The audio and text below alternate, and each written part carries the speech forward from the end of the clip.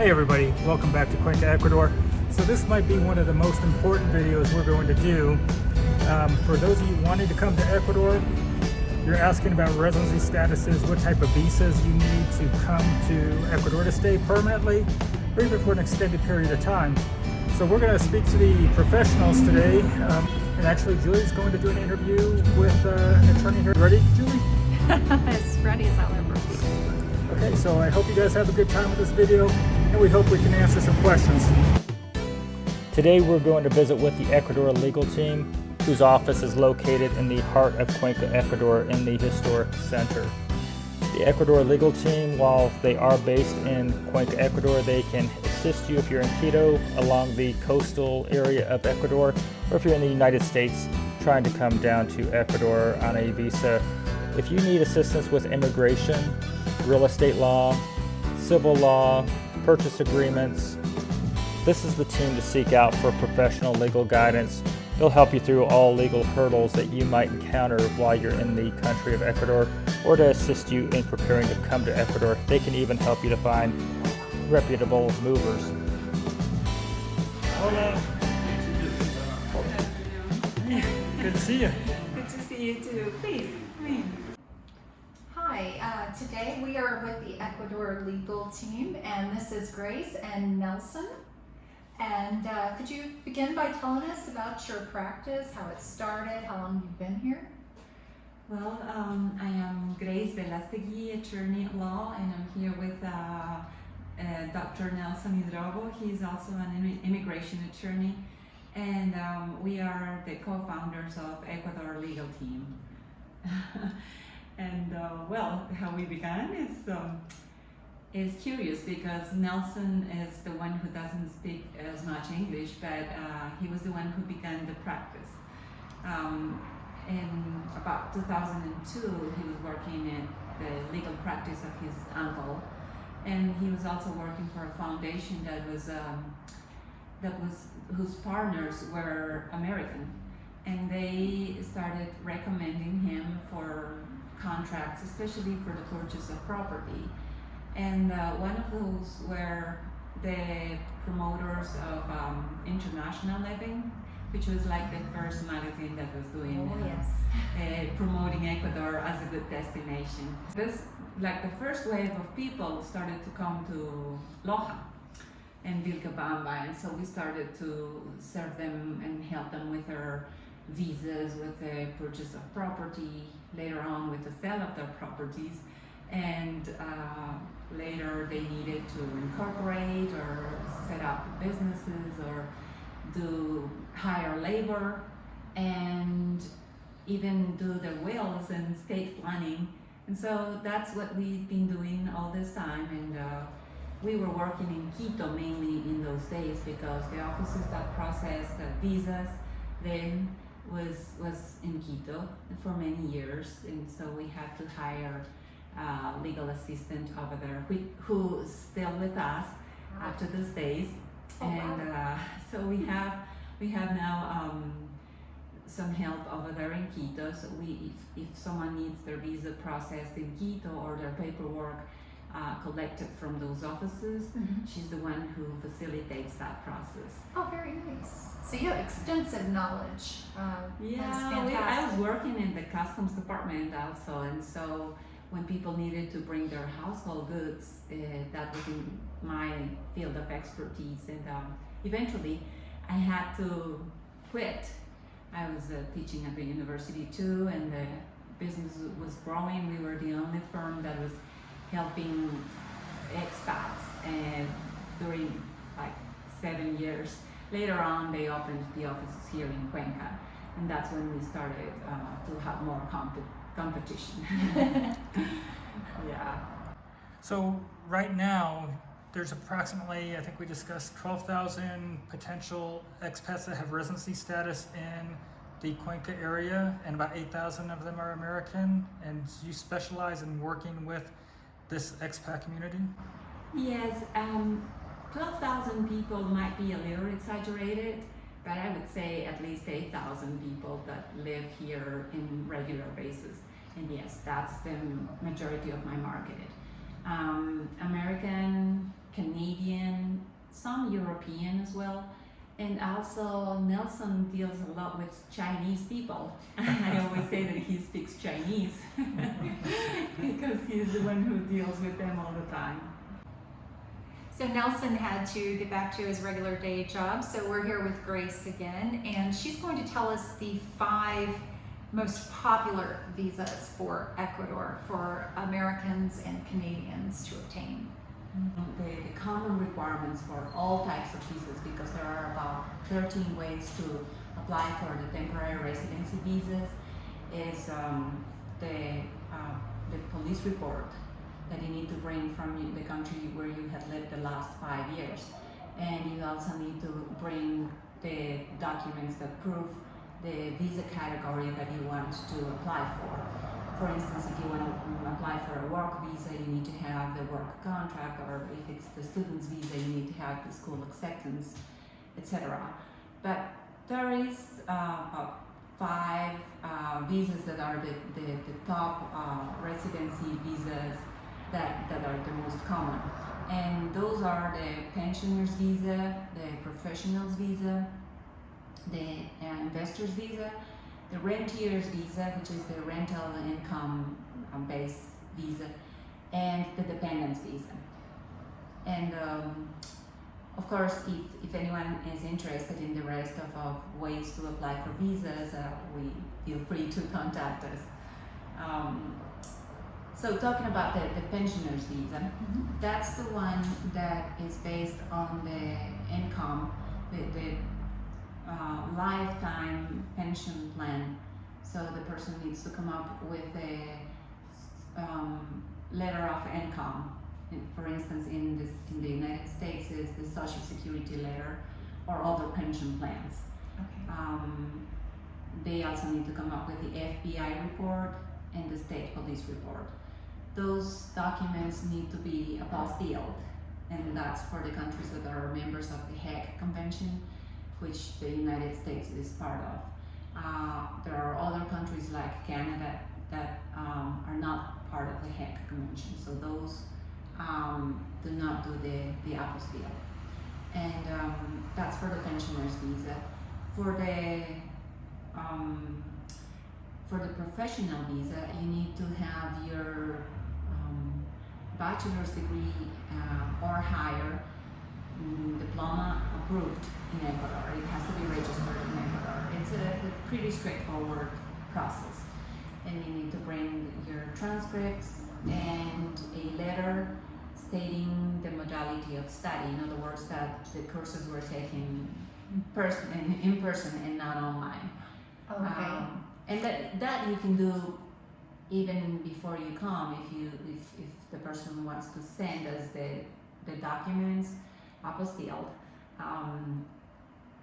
We then legalize the documents here, and then people have the document that supports their visa ready to apply whenever they arrive into the country, or through the consul, because we work directly with the consul. And then the person, not only with this visa but any other temporary residency visa application, can be approved within Ecuador or in the consulates, and then the person just needs to go pick up their visa and come as a resident to the country. Is there an age restriction on the visa for the diploma or for your having the college education? No. It's there's no age limit for the pensioners, nor for the professional visa, anything. There's no age limit to be a dependent of a temporary resident, neither. Oh. Yeah, you can bring your spouse or your partner in common law, or your children of any age. That's the dependence visa.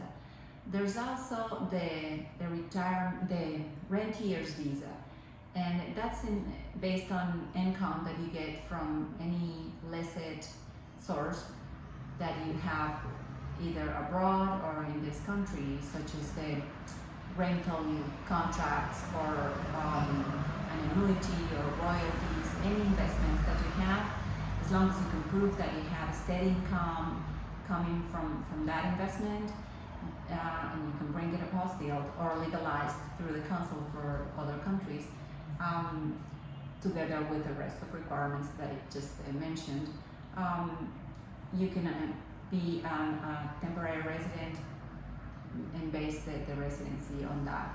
Another top residency visa option is the investor's visa, and it is very popular because that one is not restricted to the 90 days for traveling. So people, the investors have the option to leave the country for longer than just 90 days every year for the first 2 years. And so what you need to do is come up with $40,000 and make an investment in a CD or purchase property for $40,000, or make an investment in a business, or invest with the state, buy stocks, anything with $40,000. And so what you need to do though is that if you make an investment in a bank or a cooperativa, which by the way pay a very good interest rate, you need to keep the capital, and you can withdraw the interest every month or every quarter or at the end of the term. But you need to hold the investment for at least 2 years, the 2 years of the temporary residency visa. What kind of interest rates are we getting right now in the banks and the credit unions, and is there a difference? And how safe and secure is your investment in these CDs? You know, looking at the financial crises that have been going on around the world. Right. Well, the banks are pretty solid. They are more conservative though. They pay about 4.5% maximum of interest, and in that amount of money, and for 2 years, sometimes 5%. But the credit unions, the cooperativas, they pay up to 8.5%, and which is very attractive. And after the crash of 2000, the banks are very, very solid. The ones that stayed in business. In fact, only a couple of them went down when we changed to the dollar in those days.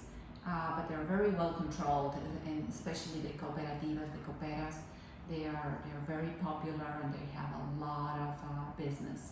And so, of course, the economy everywhere now with the pandemic is suffering. But the banks, although every business had been in quarantine and locked down, the banks never stopped working, and that, I think that gave a lot of confidence to the people and the owners of the accounts. And if a husband and wife came together, do they both need to invest $40,000 to? If they both want the freedom to travel and not have the 90-day restriction limit to leave Ecuador, yes, they want to invest at least for a property of $80,000, for example. And but if otherwise, the husband or the wife, the main applicant, will be the investor, and he or she will have the freedom to travel, whereas the dependent will not. They will be restricted to the 90 days limit. So with the CDs and the high interest rates that are being paid, are you able to put money into these CDs beyond the $40,000 if you want to? I know that $40,000 will be tied to the visa, but if somebody had $100,000 that they wanted to put in and be able to draw the interest from as income while they're in Ecuador, are they able to go above and beyond the $40,000? Yes, however, it's not advisable because you want to keep those $40,000 separate.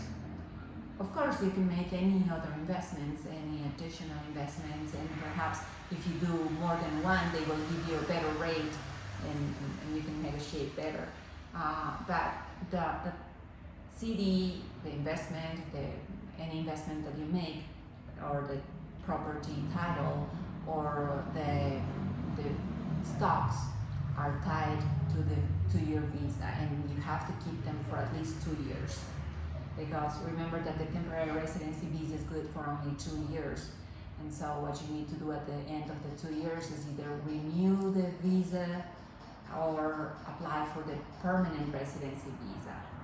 And do I understand correctly that now, even with an investor's visa, for the first 2 years, you can't leave the country for more than 90 days per year? Is that correct? That's what happens with all the visas except the investor's visa.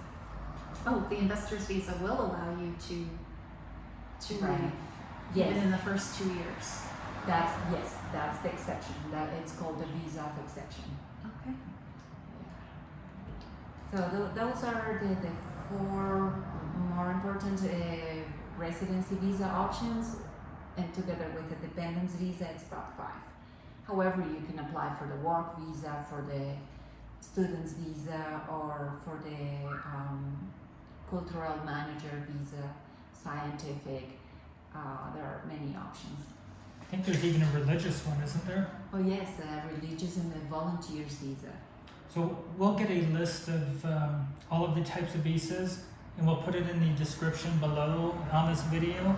And we'll also make sure that we have your information, Grace, in the description of the video, so that anybody looking to contact you, either by telephone or WhatsApp or email, that they have all of your contact information and can get clarity on any questions that they have regarding visas and coming to Ecuador and working with you on making these things happen. Does that sound like a good idea? Thank you. That sounds very well.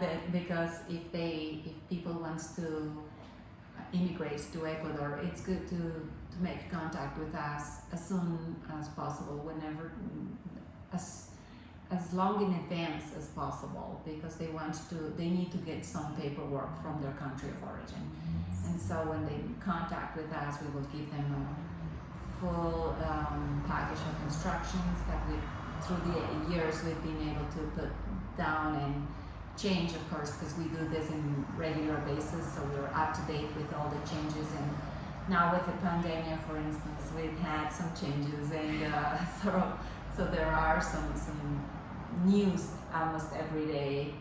And Grace speaks perfect English, so Thank you. there is no doubt that you will be in great hands here. Yeah, and we have bilingual staff as well, not only in Ecuador, but we have our associate in the United States who will be on top of the paperwork if you want to work with her and to legalize your paperwork or apply for it, or if you need help with getting the paperwork, that person will also be assisting. Well, that's wonderful. I know that'll make our people feel very good. Anyone that comes for help here. So we are going to have another video with Grace. So I'm going to encourage you, if you have an interest in moving to Ecuador, we're going to speak about real estate here on another video. So go ahead and look at our channel if you can to find that video. But I'll also put a link to this from this video to that video if you have real estate questions for Ecuador.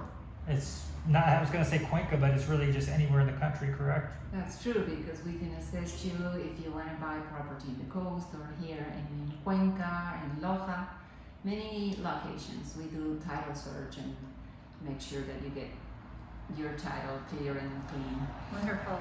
And to be clear, even though you're located in Cuenca, anybody coming to Quito or the coast that needs help with immigrating here and residency status, you can work with them electronically. Sure. Now it's much easier, and with the offices that we have in the different places, we can help them anywhere. Great. And in closing, anything you want to put out there about what you can do and offer? For the immigration process, is specifically, it's very important that you contact us in advance, because documents expire, especially the police reports. They expire in 180 days. So you don't want to start too soon in advance, but you don't want for the documents to expire, to bring expired documents. Correct. So there are many small details that might make your application fail. There's a lot of people who is doing this on their own and they do well. However, if you use an attorney, we know how to challenge certain decisions or advise you better and not make you bring more than what you need. Oh, and something else for the visas. It's very important at the end of the process, once you're approved as a resident of Ecuador, you need to hire health insurance. That's something that you will need before you get your cedula. Your cedula is your ID for Ecuador. And so it's mandatory that you have health insurance in Ecuador.